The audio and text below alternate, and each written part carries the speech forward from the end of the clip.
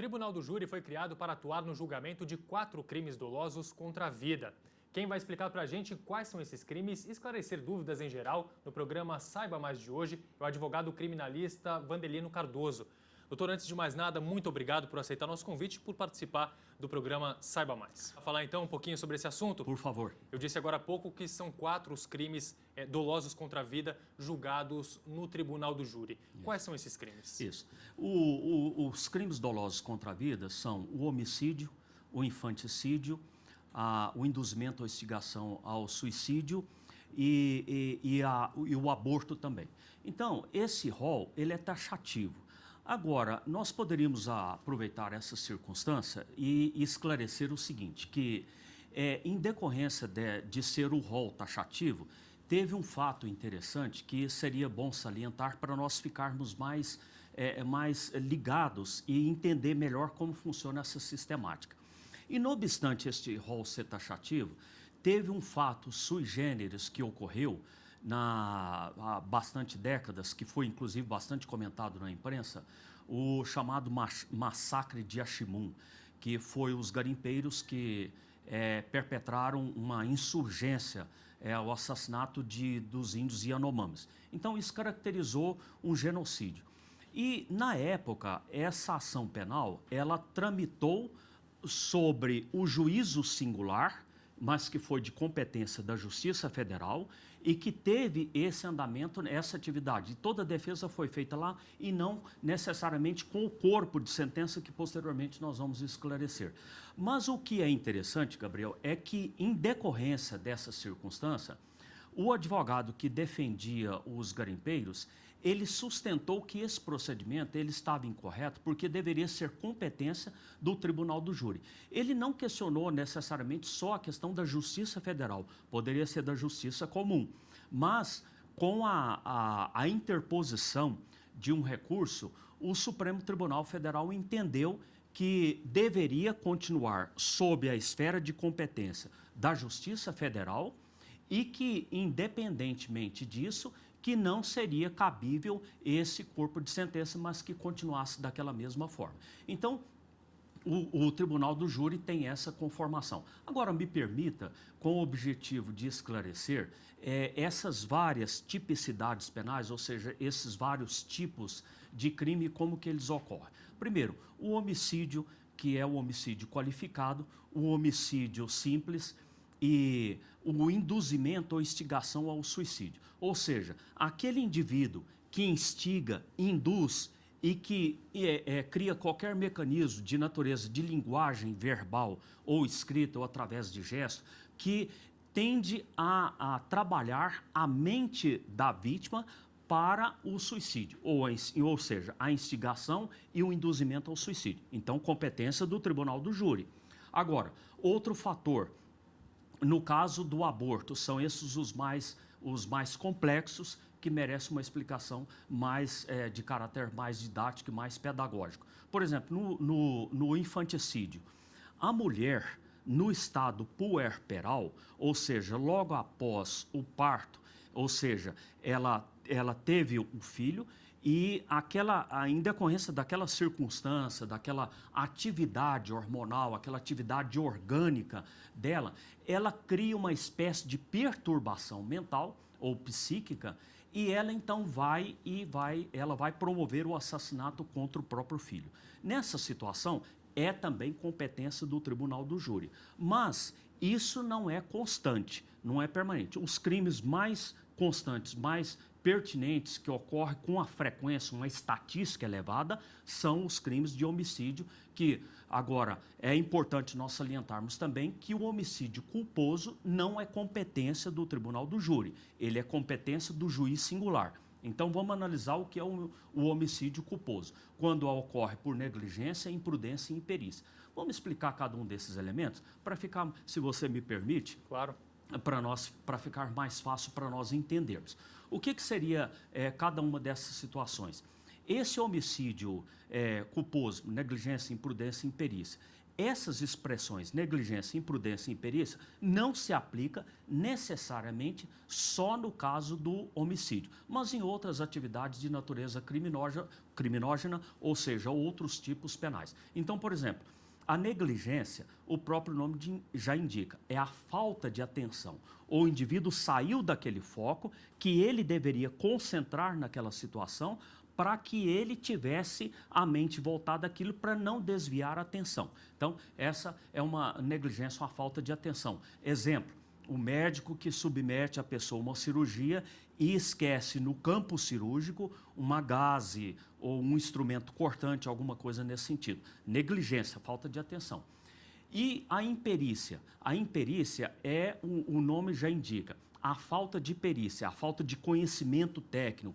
É aquele indivíduo despreparado, aquele indivíduo incompetente, que não tem a devida habilitação. Um exemplo daquele caso famoso, daquele médico que submeteu várias pacientes, várias mulheres, a um tratamento de ordem estética e elas vieram a óbito. Então, o que ocorre? Ele era imperito, o despreparo, negligência, imprudência e imperícia. E a prudência? O indivíduo que tem prudência. Por exemplo, a gente usa a expressão nos tribunais jurisprudência, julgado de casos análogos, ou seja, a expressão jurisprudência significa o tribunal pensar com prudência. Ou seja, o julgador, o juiz, o ministro, etc., ele tem aquela prudência para julgar aquela situação. Então, essa é a jurisprudência, é a utilização.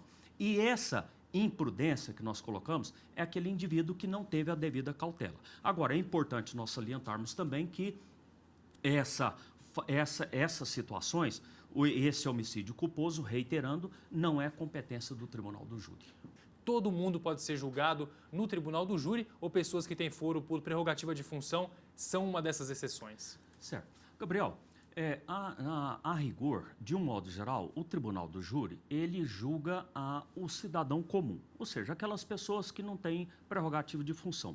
A gente usa essa expressão prerrogativa de função ou foro privilegiado, são locuções de natureza sinônimas. Agora, observa bem, quando o indivíduo comum que não detém essa prerrogativa por cargo, ele é julgado pelo tribunal do júri comum. Agora, quem são o foro privilegiado? Por exemplo, vamos supor, na esfera estadual, o membro do Ministério Público, ele é julgado pelo tribunal estadual nessa circunstância. E o juiz também tem o foro privilegiado, que seria o tribunal.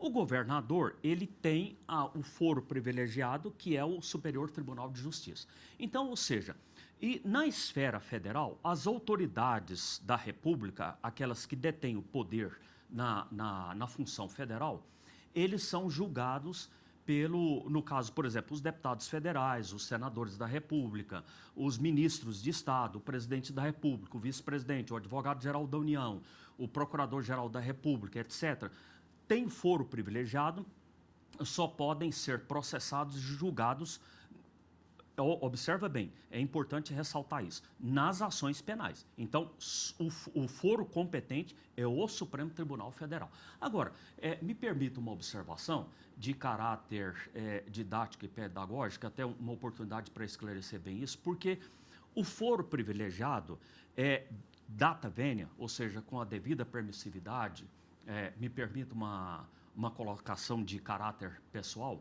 eu penso que ele, em parte, ele fere o princípio da isonomia, o princípio da equidade previsto na Constituição da Igualdade das Pessoas.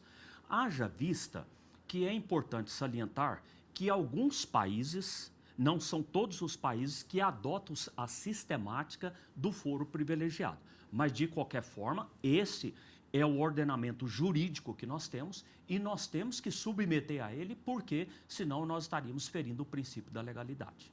No tribunal do júri, quem decide é a sociedade? Quem dá a palavra final é a sociedade? Sim, no tribunal do júri, ele é presidido por um juiz togado, que é o juiz que tem carreira funcional, o bacharel em Direito, que se submeteu ao concurso público. Ele tem a função de presidir, de manter a ordem de conduzir a sistemática de funcionalidade, a ritualística do tribunal do júri, e tem também a função de aplicar a dosimetria da pena no caso da condenação. Agora, o corpo de sentença é formado por juízes leigos, ou seja, a gente usa essa expressão juiz leigo, na realidade, são pessoas que não detêm o conhecimento jurídico, muitos deles, às vezes, nem a formação jurídica, o bacharelado em direito não tem. Então, isso, às vezes, até me causa uma certa preocupação, porque, às vezes, ele pode manifestar sobre as questões de ordem do tribunal do júri, às vezes, até sem um pouco de conhecimento, com todo respeito pelos os membros do corpo de sentença que prestam serviço extraordinário, inclusive garante prisão especial durante, se eventualmente for processados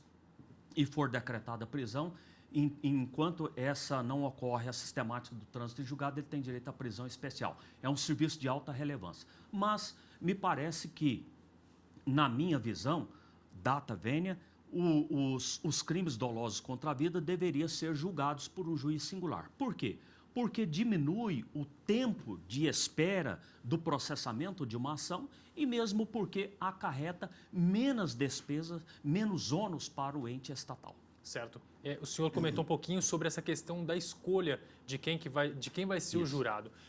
Como que é feita essa escolha? Quem pode ser um jurado? Sim, quem que pode ser um jurado? Primeira questão, um pré-requisito importante, é a questão da idoneidade moral.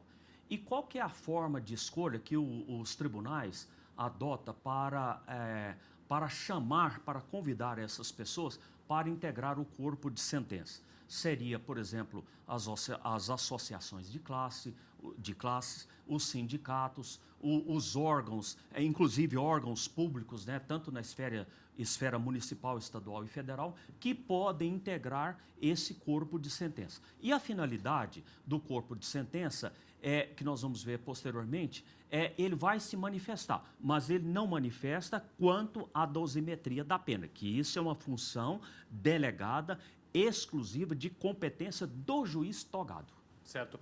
O que é o conselho de sentença realmente? São somente os jurados ou faz parte também o juiz, que é quem coordena e orienta todo o julgamento? O corpo de sentença são aqueles membros que estão lá, são 7 membros, tem uma sistemática de escolha, que são aqueles 7 membros que estão lá. Durante aquele momento, tanto o advogado de defesa quanto o representante do Ministério Público podem recusar um determinado número de pessoas e que vão integrar esse corpo de sentença. Então, esses cidadãos são os cidadãos convidados para exercer essa função. Lembrando que as pessoas são obrigadas a ir até lá, em caso de ausência, devem se justificar, né? Isso. O tribunal do júri, os membros que integram o tribunal do júri, é uma obrigatoriedade por ser um serviço público de alta relevância. É evidente que, dependendo da circunstância, ele tem poderes para justificar ao juiz o não comparecimento ou por que ele não poderia participar. Mas é um serviço obrigatório, em tese, porque ele está prestando o serviço, além de ser de alta relevância, é um serviço de interesse da própria sociedade. Doutor, vamos falar um pouquinho então sobre o funcionamento do tribunal do júri. Por favor. Não é simplesmente os jurados sentarem lá, né, e decidirem qual vai ser o futuro daquele sujeito que está sendo julgado. Qual que é o funcionamento completo do tribunal do júri? Isso. Vamos por parte. Então, além das questões de ordem processuais que vão ocorrer em juízo, vamos primeiro dar uma recapitulada lá na fase inquisitorial, ou seja, lá no inquérito policial.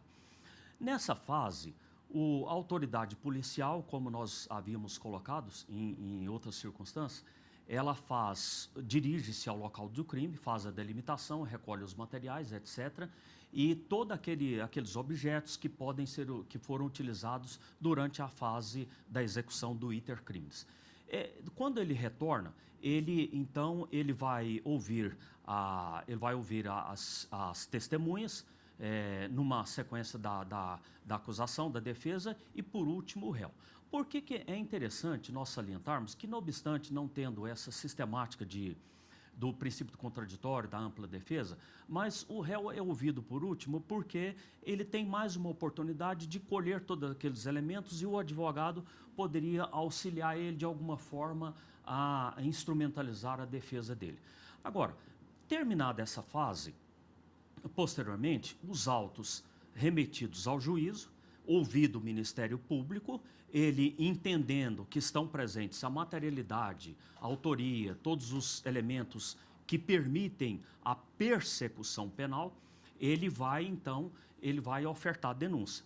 Vamos considerar essa hipótese, pode surgir outras situações, mas em tese o ofertamento da denúncia para nós vermos a sistemática do curso inexorável da ação. Então, nessa persecução penal, o Ministério Público, ao ofertar a denúncia, o juiz vai ouvir as testemunhas arroladas pelo advogado, vai ouvir as testemunhas arroladas pela acusação, que é o representante do Ministério Público, o promotor, nas esferas estaduais, e, posteriormente, ele vai ouvir, por último, o réu. Né? Se foi na forma tentada, a vítima também teria que ser ouvida. Mas, vamos considerar que foi consumado, então não tem a vítima nessa situação, lógico. Agora, concluída essa fase, esse estudo, depois dessa, não tendo diligência, se o Ministério Público ou o advogado não pedir diligência, não tendo a cariação para ser feita, ou outros elementos com o objetivo de serem elucidados, então ele vai para uma outra segunda fase, terminou a instrução penal, a instrução processual penal. Aí ele vai para a fase da pronúncia. Então, ele vai entendendo, o juiz que estão presentes, a materialidade, a autoria, a tipificação penal, etc. e tal, ele vai pronunciar o réu. Se ele pronunciar, ele está o quê? Qual que é essa mensagem, essa expressão pronunciar o réu?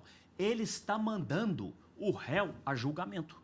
Ou seja, ele está mandando para o corpo, para o tribunal do júri, que é o órgão competente para fazer o processamento e o julgamento. Com a participação dos membros do corpo de sentença, então o juiz vai conduzir essa questão. Então, aí nessa fase, tanto na fase da instrução processual penal, quanto na fase do julgamento em plenário, ele vai ser, toda a sistemática vai ser reproduzida, vai ouvir as testemunhas, ele vai oferecer tantas testemunhas, quem serão ouvidas, tanto a acusação quanto a defesa, e por último o réu. Logo em seguida, feito esse procedimento, o juiz vai submeter a apreciação do corpo de sentença, primeiro vem a acusação, ela se manifesta, apresenta as suas teses, e depois vem o advogado para defender ele. Então, essa é a fase do princípio do contraditório. Concluída essa parte final, aí o juiz, então, vem a fase da quesitação que nós vamos ver posteriormente, mas aí o juiz vai fixar a pena, considerando a hipótese que ele foi condenado. Feito tudo isso, os jurados vão decidir o que acontece com o réu. A decisão deles é soberana? É importante essa pergunta, foi muito oportuna você ter colocado essa questão. A decisão do júri é soberana, porque um dos princípios é a soberania e a independência do júri. Mas observa bem, por exemplo, vamos supor, você poderia me perguntar, ele pode recorrer, o advogado pode recorrer ao Ministério Público? Pode. O tribunal, ele só aplicará, o Tribunal de Justiça, que é o órgão competente na fase recursal, ele só poderá aplicar uma decisão contrária, desfazendo aquela autonomia do corpo de sentença, se for um julgado contra as provas dos autos. Ou seja, o que está fora do mundo está fora dos autos, o que não está nos autos não está no mundo. É uma expressão que a gente utiliza para classificar de que todas essas peças elas têm que estar evidentes nos autos processuais. Então, ou seja, se o corpo de sentença julgou contrário às provas dos autos, o tribunal pode dar um outro tratamento. Mas se não foi julgado contra as provas dos autos, o tribunal não tem essa autonomia. Por quê? Porque ele fere o princípio da autonomia e da independência do órgão do corpo de sentença, que é o tribunal do júri. Certo. Tomada a decisão pelo corpo de jurados, pelas pessoas que estão ali envolvidas. Duas perguntas e uma para a gente encerrar. Por favor. O que o juiz faz a partir dessa decisão e, depois de tudo isso, a decisão tomada pelo tribunal do júri pode ser anulada de alguma maneira? A decisão do juiz pode ser anulada se houver uma inconveniência ou uma irregularidade insanável. Porque no direito nós temos o princípio da nulidade, um ato que é nulo, de pleno direito ou que é anulável. Então vamos supor que se o juiz, por exemplo, ele impediu, por exemplo, da defesa exercer o seu tempo total, ou se o advogado não compareceu e ele der aquela sentença, é nulo de pleno direito. Por quê? Por causa do princípio do 5º constitucional, da ampla defesa e dos meios a ele utilizados para o recurso. Tá certo. Obrigado, doutor Vandelino, pela disposição, por vir até aqui, a TV Justiça, e participar do Saiba Mais. Eu que agradeço, foi uma honra para mim estar no seu programa. Doutor, então, muito obrigado, viu? O Saiba Mais fica por aqui. Até a próxima.